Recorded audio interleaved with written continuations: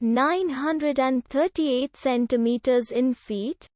First of all, we need to know the value of 1 centimeter in feet. It's always 1 centimeter equals 0.03280839895 feet. Now we have to multiply 0.03280839895 by 938.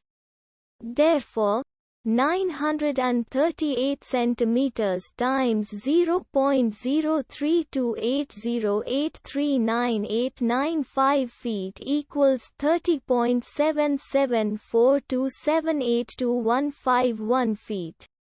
So, in other words, 938 centimeters equals 30.7742782151 feet. We hope you have enjoyed this video. Please like and subscribe to our channel for more videos like this.